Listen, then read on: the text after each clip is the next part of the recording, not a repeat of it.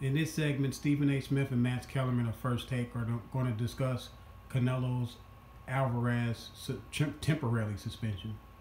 Things that jumped out of my mind. First of all, I'm not going to lie to you, Max Kellerman. The way you described Clint Buterol, and I appreciate your explanation for it. Let me make sure that I quoted you accurately.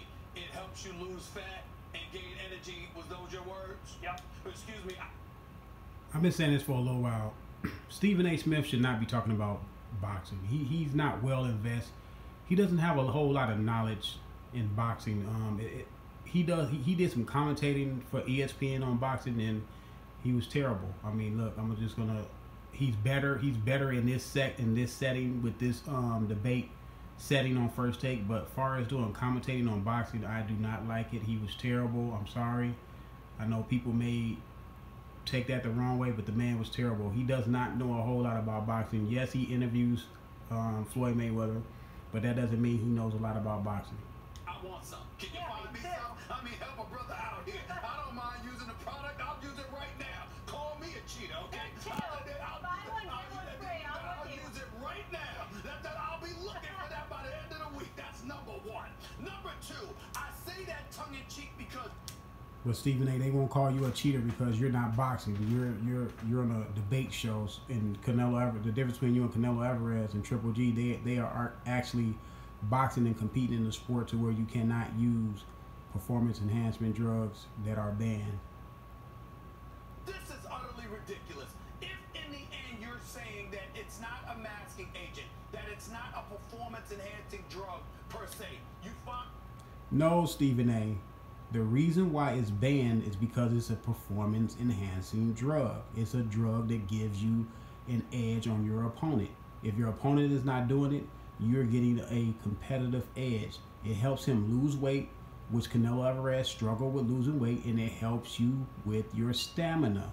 Those are two things in boxing that you're supposed to naturally be able to do and not have stamina when you're not supposed to have it naturally, because you are not digressing in the ring as a normal fighter. Your energy level is from round 1 through round 12. There's really no drop off. So Stephen A., yes, it's a performance enhancing drug. It has nothing to do with per se. No, it's a performance enhancing drug, or they would not have banned it. Stuff in the Mexican fighting. Excuse me, I'm sorry, that's not a good enough excuse to stop a fight of this magnitude. Number 3, I told you last week. Totally disagree. Stephen A., this is boxing. This is not basketball. This is not football. This is not tennis. This is not hockey. Even though those are some of those sports right there, like hockey and football, they are high collision sports, and you do get injuries. In this sport, you can die in the ring. Guys get punched upside the head 100, 200 times a fight, and you are very, very much in danger. So Stephen A., you don't understand. You've never been in the boxing ring. You barely played basketball. I understand you got hurt, but you never boxed. You never been in the boxing ring. And if you ever competed in the boxing ring, you would not be saying this stupid, ridiculous statement that you just made. Damn it, Triple G opened his mouth. He shouldn't have said anything, because I knew that the Nevada State Athletic Commission would follow up with something like this. Did you hear anything about an investigation or evidence? Triple G should have opened his mouth, and it's good that he opened his mouth and said something, because he's the one getting in the ring, Stephen A. You're not getting in the ring. You just want to see a fight. I understand you want to see a fight, but understand this. You're not putting your life on the line. That man is putting his life on the line. Yes, he should speak up. Before Triple G and his camp opened their mouth, absolutely, positively not. Now, I love me some Triple G. I thought he was going to win the first fight. I dispute that. I don't think they were going to have a investigation like this. I don't think they were going to suspend him, because they came out immediately and said that it was the meat. So they were immediately giving him a pass. I think the public outcry in Triple G, coupled with Triple G, has led to this temporary suspension. But I do agree the fight will go on, because it's too much money involved. Did win the first fight, and it got robbed. Having said all of that, Canelo Alvarez hung in there far more than I ever expected. They pointed out how they saw punctured, holes or whatever it was in his abdomen area and all of this other stuff. I understand that they want to be careful. I understand that they wanted to bring attention because they don't want to find themselves in a situation where all of a sudden Canelo Alvarez is empowered because he's performance enhanced. Because this is boxing that we're talking about here. You can get yourself hurt in that ring.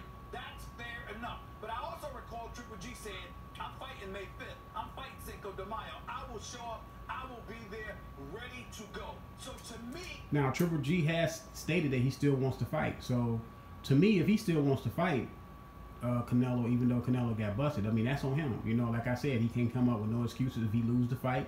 He can't use the excuse that the man was on performance-enhancing drugs, being that Canelo Alvarez, because he took the fight. He said he wanted to take the fight. So that's on him. If he loses the fight, he cannot use that as an excuse. But this fight has a black cloud on it, period, because Canelo Alvarez is a cheater.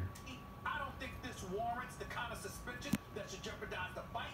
I think this is a manner in which the Nevada State Athletic Commission should be putting Canelo Alvarez on notice. We will be watching and monitoring. Stephen A., it doesn't matter that they put him on notice. Look, he has already got the benefits from it. He put it in his system. It's in his system. Therefore, he will have the benefits from it. If anything, they should suspend the fight and for 6 months until it gets completely out his system, where he won't have a competitive edge. Because it doesn't matter that they test him now. It's going to he's going to reap the benefits from it, because most steroids, you get on it, you cycle off. Even though you cycled off and it doesn't show up in your system, you still get the benefits from it. Bring you at all costs, and don't think for 1 second that you're going to get away with anything, because we will call you on a carpet for it, and you will pay, and pay severely if there's anything about this that's compromising. Outside of that, give me this damn fight. Boxing needs it. Boxing loves it. I know where I'm going to become Cinco de Mayo. I ain't missing this. The sequel of this is going to be special. You know what I'm saying? I don't want to hear the Nevada State Athletic Commission. Look, you gave the warning. Now shut up and move the hell out the way. Here's the point that Jim Lampley makes, Stephen A. Go ahead. Here's the point that my broadcast partner, the great Jim Lampley, makes. But see, Stephen A., the warning has nothing. It does nothing. The warning does nothing. After the fact, after he got it in the system and he's going to benefit from it, what warning? I mean, so they say, hey, don't do it again. But for this fight, he's going to have it in his system. If the fight goes on as scheduled, he's going to have a competitive edge, period. Greatest voice of boxing today. Yes, Ham. Go ahead. Jim points out that the irony, really, that in baseball, everyone's very up in arms about performance enhancers, who gets hurt other than the clean players and maybe past legends. The players all, perform better, and the fans love it, the whole thing. In combat sports, it's actually dangerous, right? Of course. The problem is... There you go, Max. In combat sports, it's dangerous. In those other sports, like baseball, tennis, golf, you can get away with it. You're not hurt. You're not inflicting pain on your opponent. In boxing, you are inflicting pain for a sustained amount of time on your opponent. So therefore, it is very harmful for him to have it in his system. Is in combat sports, if a baseball player is caught with PEDs, one guy gets suspended.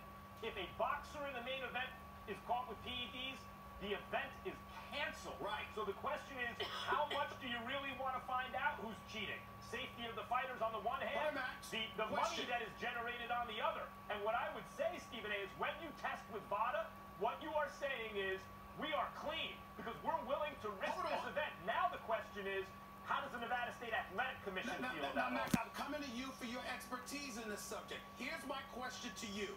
Knowing what you know about VADA as opposed to USADA and all of that other... Well, Stephen A., if you was going to come for him for his so-called expertise, you should just shut it up the whole segment and just let Max Kellerman school you. Because you said some ridiculous statements. Now you want to say, well, I'm going to rely on your expertise. Well, you should have just been quiet and been humble. When the segment started, you should say, I don't know anything about this Clenbuterol or this steroid that he took. Max, why don't you educate me on it? But Stephen A. has a big ego that he thinks he knows everything. Knowing how thorough VADA is, I ask a very, very simple question. Is it not possible for the Nevada State Athletic Commission and the sport of boxing to literally put a microscopic eye on Canelo Alvarez leading up to the fight that it's so invasive you don't have to cancel the fight. Stephen A. Marcus Scarper eye is on all the fighters that are enrolled in the drug program. Mostly all the top fighters are, so they already had an eye on him. He was able to somehow, he got caught. He's using the meat in Mexico as an excuse. So therefore, he wants to fight with a competitive edge, and that's just plain and simple. They already got an eye on him. The eye is the drug test. But in the same breath, you're monitoring him in a fashion that can ensure that he's on the up and up. Can't they do that without canceling the fight? In fact, Stephen A., I think that you have hit on the likely solution, even if it's large amounts of. In other words, if what is found is he's likely cheating rather than, and I give him the benefit of the doubt. If it's trace amounts, I'd say, okay, fine, he ate some meat in Mexico. You know, like, it happens. It has happened. Okay, like I said,